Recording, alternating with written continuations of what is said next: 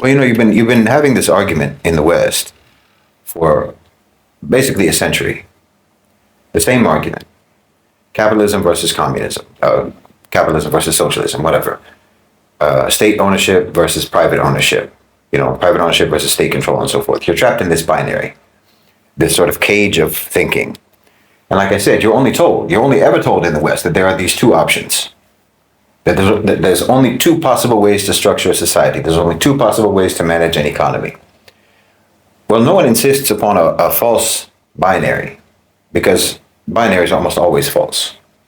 No one insists upon a false binary unless you're just actually not interested in pursuing change. You're not actually interested in pursuing progress. And there's a reason for that. And the reason is obvious, because your problem is not actually your system. This is the truth. Your problem is the character, the culture, and the values that created the system in the first place. The priorities of your culture, the priorities of your value system.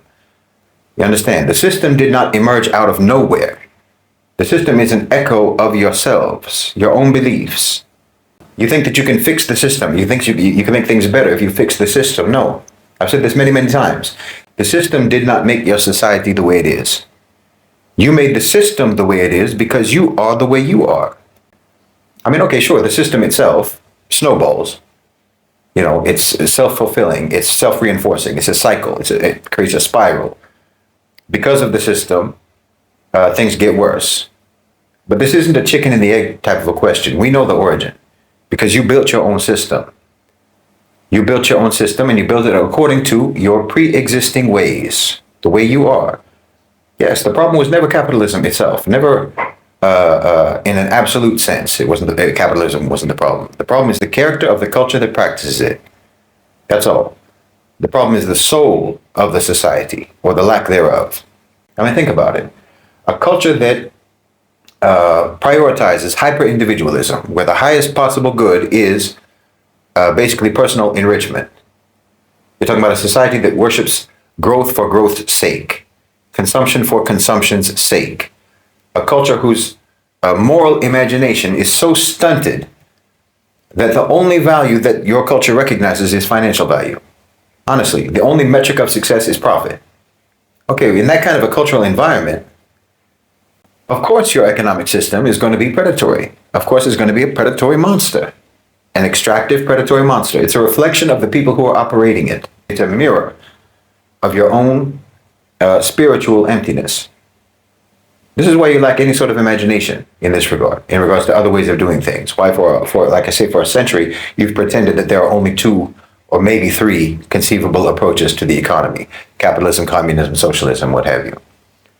You're literally not allowed to explore any other economic theories, any other economic approaches. You're not taught that there are, in fact, entire libraries of alternative models that exist, that have been tested by other civilizations across history, across human history. You're just given this narrow, sterile menu of A or B, and this reflects the narrow spectrum of your own character, of your own values, and your own priorities. Like I said, your own understanding of and your own approach to life itself, meaning itself. Like, I mean, in Islam, in Islamic history, for example, we have what would be a revolutionary concept for you. It's a revolutionary concept for you, but it's profoundly simple, and it's one of the best, what you can call economic institutions in human history, and that's the Waqf. You haven't even heard of that. Something like this doesn't even occur to you. Like, you don't even have to cook this up in your own heads, the idea of the Waqf, because it literally, you can literally just see it in history, but that's how blind you are. And I'm not talking about imposed blindness here. I'm talking about the pre-existing blindness that caused you to build a whole system that reinforces blindness. A Waqf is a permanent, inalienable, charitable, revenue-earning engine for community services and projects, community needs. You understand? It's not a charity drive. It's not a one-off donation. A person takes a productive asset. So, like, a person takes a productive asset, say a farm or a bakery or a complex of shops, and they permanently dedicate it to Allah subhanahu wa ta'ala, to the community, to the ummah. The asset itself now can never be sold. Once it becomes a waqf, it can never be inherited. It's frozen. It's taken out of the speculative market forever. but it just keeps operating. It keeps operating as a business. It keeps operating as a farm or what have you, generating income. But that income, the profit, now goes into a fund supporting the community. Its revenue, its profit, now just flows forever into a designated social purpose to fund a school, to fund a hospital, to fund a library, what have you, to provide water for the city, to take care of the poor, to take care of the orphans, and so on. Because these are priorities for us. And this will go on for generations. It will go on for centuries. We have waqfs in the Muslim world that have been operating for over 1,000 years. A piece of land, a building, a business, generating wealth, continuing to generate wealth that feeds the community in perpetuity. You understand? It's a machine that produces social good. It's capitalism, but without the conscience removed, which is what you have. It's private property, but whose ultimate beneficiary is the public. I mean, think about it. Instead of insisting that profits should go only to the already rich and to shareholders, you could actually have profits going to support the community. That's an option. You understand me? That's an option. Like I said, you don't even have to imagine it. You don't have to try to come up with it in your head. This is something that we have already done, that we have already been doing, and that we still do. Because these are the kind of beliefs that we have. These are the values that we have. This is the culture that we have. And these are the priorities that we have as Muslims. This is a balanced approach between private individual profit and the well-being of the community. Well, tell me, why didn't you ever do something like this? Why didn't something like this ever occur to you? It's not because of your system. It's because of your values and because of your culture. You always talk, leftists and so on, always talk about so-called wealth distribution or redistribution. But come on. You are literally distributing wealth and redistributing wealth all the time. This is what you do. You have just chosen to continuously distribute wealth upwards and out of circulation. You understand? Your companies in America, in the West, are these huge vacuum machines that just pump money out of the society up into the stratosphere of the ultra-rich. It's absurd. It's truly absurd. There's no reason for this. Your companies are these huge machines just harvesting and siphoning up and sucking up money, sucking up wealth from the society nonstop. I mean, look at the S&P 500, okay? The corporate giants, the S&P 500, the market capitalization of the S&P 500 is approximately $40 trillion. Okay, the total revenue of the S&P, which is market cap divided by price to sales ratio, that's about 16 trillion. Now, if you drill that down to average net profit, that's the sheer profit. Okay, that's after expenses and so forth. You're looking at just under $2 trillion. Do you understand? The companies on the S&P 500 make a combined total of almost $2 trillion annually in net profit. That's $2 trillion. That $2 trillion has just vanished into the pockets of the wealthy. And once it vanishes into the pockets of the wealthy, we don't talk about it. Unless you're going to go with the eat the rich types or what have you. Then you'll talk about the money of the rich. That's your answer. Eat the rich, destroy everything. Control, alt, delete the system and start all over. This is, again, the binary thinking. Well, what if you applied the Waqf principle instead? Just hypothetically. Just imagine if you could possibly bear for a moment not putting the greed of the rich before the need of the population as a priority. What if you took just 5% of the companies on the S&P 500, just 25 companies, 25 corporations, and you turn those 25 corporations into Waqfs? See, now you'll really get an idea. Now you'll really start to see how grotesque it is, how grotesque your system is. The system that your culture built. The grotesque system of a grotesque culture. Now you're going to see how appalling it is, okay? 25 companies, you turn them into Waqfs. Now their shares are frozen. They can no longer be bought, and they can no longer be sold again. They're removed, okay, from the casino of the stock market. They're removed. Now they're dedicated to the people, to the society, to the population, to the community. But they keep operating. They keep making their products. They keep providing their services and so forth. Obviously, they're still employing their people.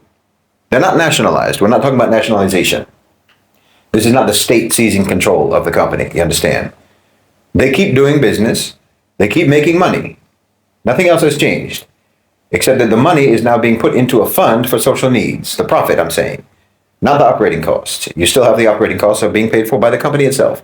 Again, this is not socialism. This is not communism. This is something entirely different. The net profit of these companies every single year now is going to flow into a central fund for community needs. And not for just 1 year, not for one, political term. No, in perpetuity. From now on. Just think about the numbers. If you try to calculate the numbers, it's absolutely staggering. We're not talking about millions of dollars. We're not even talking about billions of dollars. We're talking about hundreds of billions of dollars. You understand? That's going into a community fund every single year. A perpetual, self-replenishing river of capital dedicated solely to the well-being of society. Imagine that. No government programs needed. Again, this is not communism. We're not talking about communism. This is not the state owning the means of production. This is the community, the people, reaping the benefit, reaping the profit of just a fraction of the companies on the S&P. Not even all of them. While those companies, yes, continue to work, continue to employ people, continue to produce and so on, continue to provide services. Everybody gets paid. Even your big executives, they can still make their ridiculous, off-the-chart salaries. But the net profit goes to the people. What's wrong with that? This isn't about redistributing wealth, through taxation, through, bureaucracy. This is about pre-designating the wealth at its source, at the company. This is structural. It's built in. And it's elegant. The Waqf is an elegant system. This is a balanced approach, a balanced way. It's a way that honors both private enterprise and innovation while fundamentally rewiring its purpose for a good purpose. It's a way that uses the engine of capitalism, corporations, companies, but for the benefit of the population rather than to exploit and extract from the population. And again, we're not talking about every single company on the S&P. We're talking about just a few. Imagine the profits of a tech giant, for example, the profits of some tech giant funding now free tertiary education for an entire generation and for every generation thereafter, or an energy company that will fund the so-called green transition by its own net profits, or the profits from some healthcare company. What everyone agrees are these wicked healthcare companies. Now they're ensuring that no one goes bankrupt from a medical bill rather than bankrupting people. All of that money is available. It's literally available. I mean, it's right there in your country. It exists. This isn't a fantasy. The Waqf is not a fantasy. We've already done it. It's not a matter of possibility. It's a matter of will. It's a matter of changing your priorities from endless private accumulation to sustainable civilizational development. But that's not your culture. You understand? Now you see what the problem is. It's not your culture. This is not your values. This is not what you have ever believed in. The problem was never the machine. The problem was never the system. The problem was the operator, was the architect and the operator of the system. The problem was that you lack a higher purpose, a higher moral purpose, a civilized purpose. I mean, take a company like Apple, for example, okay? Make it a Waqf. Waqify it. Apple keeps operating, they keep producing, and they keep selling. They keep employing people. But it's $97 billion in annual profit. Now, instead of that just flowing to shareholders, speculating on a stock ticker, it flows into the fund. And that's just one company. Almost $100 billion that could be going into community services, community support, helping people. Or take Microsoft, same thing, $72 billion a year. Alphabet, the parent company for Google, $74 billion a year. But like I say, look at healthcare, Johnson & Johnson, United Health, the United Health Group. Their profits are like 35 billion, 22 billion, okay? Imagine if those could actually be dedicated to healing people and treating people rather than just treating people as revenue streams. The very companies that profit from sickness could actually become the permanent guardians of community health by by creating a fund from their net profits that would go into allowing people to be able to pay for healthcare.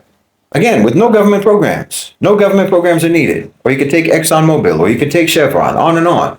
Even consumer goods, Procter & Gamble, Coca-Cola, all of these companies that touch every household on earth, okay? Their massive profits could become a foundation for food security, for clean water, for the most basic of human needs. Do you see what I mean? Because the money is literally there. It exists. This is what I'm trying to tell you.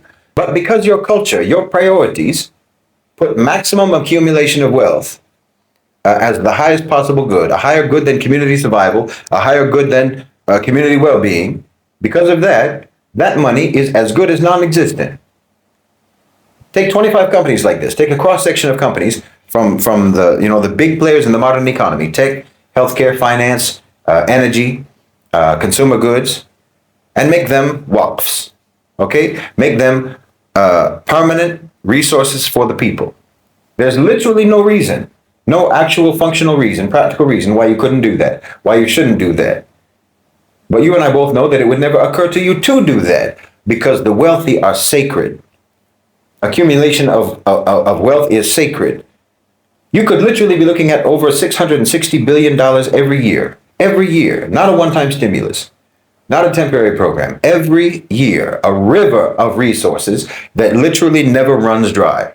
And you still have your capitalism, you still have your companies, okay? You still have your jobs, you still have your products, you still have your private property and so on, all of these things that you hold sacred. Just be a little bit more balanced, that's all, just a little bit more balanced. But this is when we see that actually it's not private property that you hold sacred. It's gross accumulation of resources and hoarding and monopolization of resources. This is what you hold sacred. The ability to actually put yourself in the stratosphere above all others. You believe in zero sum. I have to have everything and you have to have nothing, and it's my right to do that. And that right is absolutely sacred. This is where you're really coming from. Because there's really no, like as I say, there's no practical reason why you couldn't do this. The factory is going to stay. The workers keep their jobs. There's no real change in the system. The products, as I say, the products keep coming. But the fruit of that labor, the profit, the net profit, will nourish the whole community. You know, the tree remains, but its fruits are now for everyone. Anyone who's hungry. And again, we're not talking about this being mandatorily imposed or enforced as a uniform policy on all companies. No, it's like zakah in Islam. We have a percentage of our wealth that we have to give in charity. And in Islam, this is called zakah, which means to purify. By giving this charity, we purify our wealth by giving some of it in charity. That's how we purify it. So designating a selection of companies to become waqfs is like that. It's a purification of capitalism by balancing it out and using some of the companies, just some of the companies, as perpetual sources of funding, as sources of endowment for the community. It's very simple. But look, I know that American dogmatic capitalists, their heads will explode at even think about such a thing. And like I say, they're so dogmatic that you already know what they're going to say to try to refute this idea. Never mind, again, it's not an idea. It's a real existing institution. It's an institution that the Muslims have had and have used and have proven for centuries. So we're not talking about an idea. It's not a theory. But you know what they'll say. You know what they'll say already because these are not thinking people. They just recite from the capitalist catechism. So it's very easy to anticipate. They'll say, well, if you do that, no one's going to start a business. You've taken the incentive away because the incentive for starting a business is personal profit, right? Okay, there you have it. That's the sickness of your culture. Those are the assumptions and the priorities of your culture. That's why you have the system that you have, because you think like this. It's not possible to have motivations besides the motivation of unrestricted accumulation of wealth. That's the only thing that you can possibly think about. What about private property, right? You're violating private property. Except that the value of your corporation isn't really owned, as in the profit that is created for your company is created by multiple factors, least of all by shareholders. It's created by your undervalued labor. It's created by your use of public infrastructure, by stakeholders, all of the stakeholders that actually make it possible for you to make money at all. If purchasing shares is a buy-in to the profits, then why isn't labor? Why isn't patronage? Why isn't your presence in the community? We're all affected by your existence. Like you exist here, you know, in our city, in our state. You use our roads. You impact the valuation of our land, our rents, our cost of living, our quality of life. You use our resources, you know. All of that contributes to you having a business, to you making money. Every business is a coalescence of factors, only a few of which are ever actually acknowledged financially or as having any rights. See, the owner of a business could think of himself or herself as the custodian of the business. And instead of just being their business being an asset for a narrow segment of people who are called shareholders, your business could be an asset to the whole population. You could do that. Why is that less appealing somehow? Why is that less appealing? Well, because of your culture, because of your values. Do you understand? This is what I'm telling you. This is not motivating for you to actually help people. That's not motivating for you.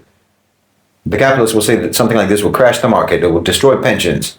It will cause economic chaos. Look, you're holding the entire economy hostage to protect your casino. The real economy, the workers, the factories, the land, all of that is intact in a waqf. Your financialized wealth is a phantom. No one needs to suffer because of that. The waqf provides real security, direct funding for community needs.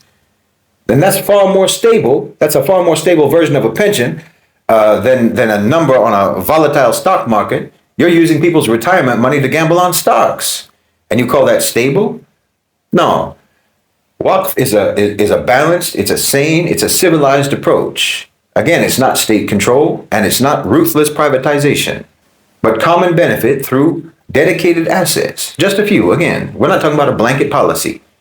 You know, I mean, if you had any semblance, okay, if you had any semblance of a decent, more responsible culture, then something like a waqf is not even something that you would need to impose. It's not even something that you would need to have enforced by the government. It's something that a company owner himself or herself would just do voluntarily, because they themselves can do the math of how much of their net profits could actually help the population. And that would matter to them, you know, rather than making people dependent on charitable donations by, you know, Bill Gates or what have you, the philanthropy of individual billionaires who are just acting like feudal lords who are brushing crumbs off their table. Instead of that, you dedicate an ongoing revenue source to the population. You know that old saying, what's good for General Motors is good for America? Well, if General Motors was a waqf, then that would actually be the case. Everyone would benefit when General Motors benefits. But okay, that's dreamland. I know that's dreamland. Apple's never going to do that. Microsoft never going to do that. United Health, Chevron, they're never going to do that, obviously. Of course they won't. Let's leave the S&P 500. Leave Wall Street. Leave Wall Street and go to your street, okay? Forget 25 massive companies. Let's just talk about 10. 10 companies in your city, in your own state. Not global behemoths, but local employers, big local employers. Successful family business, say, that became a regional powerhouse. There's a factory that's been there for 50 years, for example. There's a chain of grocery stores that everyone uses, for example. Some local tech firm that just hit it big, okay? Now imagine that the owner of that company, okay? He built this from the ground up, right? He employed, say, 200 people. It's worth $50 million. The net profit is around $5 million a year. That's a respectable figure. That's on the big end of a medium-sized enterprise. It's a significant player in the local economy. It's not a publicly traded firm. It's a family-owned firm. It's a privately owned business, okay? Now, say the owner of that company, he's 65. His kids don't want to go into that business. They want to become singers or something. But he's thinking about selling because he's getting old. He wants to retire. So there's, of course, a private equity firm that's circling. They're offering him a huge price for his company. He can retire in luxury. But you and I both know he's already a millionaire anyway. He's already a millionaire. Maybe he's a billionaire by now, right? He's literally going to be living in luxury for the remainder of his life anyway. And so will his kids. The truth is. So will his kids. With or without the business. Whether he sells it or he doesn't sell it, him and his family are going to be fine. So why not turn that company into a waqf?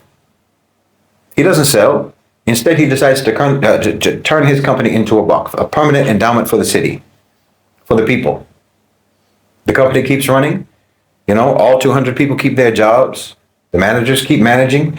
They keep producing their products or what have you. But the ownership is transferred to a trust. The company can never be sold again. Now it's an asset, a permanent asset for the community. A source of ongoing funds for community needs, for community services and so forth. Every year from now until the end of time, that $5 million in profit doesn't go to the owner's vacation home. It doesn't go to a private equity firm to strip it for its parts. It goes into a community fund. What could that $5 million a year do in perpetuity, year after year after year? Think about it. How many kids could go to university off of that? How many people could get help with their rent off of that? How many people could get their groceries, get help to buy their groceries, get help for daycare, get help for healthcare? It could fund after school programs, that the government is always cutting. It could provide seed money for dozens of new local startups every year. It could fix the local park. It could provide guaranteed basic income for every single elderly person in that city. Think about it. It could end homelessness in that city, not just manage it, end it. You all complain in America, you all complain about your taxes. You complain about it all the time, but there's literally no reason, no good reason, why the United States has to tax their people at all. Except that you act like the extreme wealth of the super rich doesn't exist as a resource for your nation. You understand me?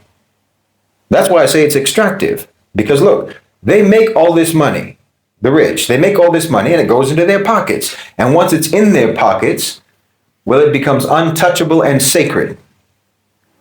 Like say that city is $5 million short in education, in their education budget, for example. Well, that $5 million is produced every year. That money is there, you understand? You can't do anything with it though. So now the government has to raise taxes on the people who are already financially struggling. Well, this is absurd. It's absolutely absurd. There's no reason why it has to be this way. There are other ways to manage your economy. This is what I'm saying. But you don't think about it. You don't want to think about it. You don't imagine it. I mean, you could work out the details any way you like for something like this. Like say the state will buy that company, the example company we're talking about, instead of a private equity firm. The state buys it. They still give a big payoff to the owner. But then the company becomes a Waqf. And now that's $5 million that the state or the city does not have to tax people for to pay for services because the fund is there now, you see? There's no taxes in the UAE. There's no taxes in Qatar, for example. And that's not because they have smaller populations and it's not because they have oil. No, it's because they have a different culture. It's because they have a different system of values. It's because they have different priorities. They have a different belief system. So, okay, say you did that with one company in your city. You did that with one company in your state. It becomes a Waqf now. Now scale that up to 10 local companies. If you could scale that up to 10 local companies, you're looking at 20, 30, $50 million a year that could be flowing into permanent, some sort of a permanent community fund. Well, your whole city will become a different place. Your whole state will become a different place. It becomes resilient. It has its own independent source of funding. Independent source of funding for beautification, for helping the people, for innovation, and so on and so on and so on. It's no longer begging for state or federal grants. It's no longer begging for funding. It's no longer taxing you for that. They have their own economic engine for good. So why isn't this happening? Why aren't you doing this? Why don't you ever even think of this? It's not illegal. The legal framework for a trust or an endowment that exists. It's not impractical, certainly. Like I say, the business keeps running. It's not unprofitable, just that the profit is being redirected. But you act like if it's going to the people, it's a loss. That's the reason why it doesn't happen. It doesn't happen because of the character of the culture that you have, the priorities of the culture that you have, the values of the culture that you have. You just don't even produce company owners in that country that would make a choice like that. Even while their marketing for their company is all about making your life better, the obvious truth that we all know is that they don't care even slightly about your life. Not even a little bit. The idea of dedicating your life's work to anonymous, perpetual good for the community in your society, in your culture that's not celebrated, it's seen as a waste. The Waqf model offers a legacy of sustainable provision for hundreds of thousands or even millions of people. It's a silent, endless river of benefit for people that the owner of a company who turns it into a Waqf will never even meet. But your culture doesn't respect that. Your culture respects the big payoff, the big payout. You're supposed to cash in. You're supposed to get yours. You're supposed to live a life of decadence. That's actually respected in your culture. That's the aspiration in your culture. So the obstacle is not economic. It isn't legal. It's spiritual. It's moral. It's a poverty of purpose. That's your culture. You have a culture that knows the price of everything, but the value of nothing. You understand me? And that tells you everything that you need to know about the sickness that you're in. The cage that you're in isn't made of laws. It isn't made of economic theories. It isn't made of regulations. The cage is in your minds. The cage is in your hearts. That's a fact. You're not trapped by the system. You are the system. The system reflects your values. The system reflects your culture. The system reflects your priorities and your aspirations. The system is a mirror of you. And the reflection in the mirror is never going to not look like you. You understand me? If you want the reflection to change, then you have to change what is being reflected. And until you change the human being that the system is reflecting, then all your revolutions and all your theories and all your grand plans for this or that social movement for change, this is all nothing but avoidance of the real work that you need to do. The revolution isn't going to start by a protest. It's not going to start by a rally or a march or breaking something. A real revolution in your society, in your culture, starts with imagination and will. A single, quiet, earth-shattering act of giving that shames the entire logic of your age. That's why I've said I don't think anything is going to change in America. I don't think anything is going to get any better in the US, because no one who even talks about the problems is actually even really serious about solving them. And I don't know if it's because they're just not actually serious people, or if it's because they literally are not equipped for seriousness. That's what I think it is. Because that's a very real thing in America. It's a very real thing in the West. Because like I've talked about many, many times on the channel, you have been deliberately stunted. You've been deliberately sabotaged, intellectually, psychologically, and in terms of your maturity. You simply don't have the requisite faculties for being serious people. So I don't see how you can change. See, when you hear someone crying, from the bottom of a well, say, crying out for help, okay, you get concerned, you want to help, you come running. But then you look over the side of that well and you see that there's a ladder in the well. There's a rope in the well.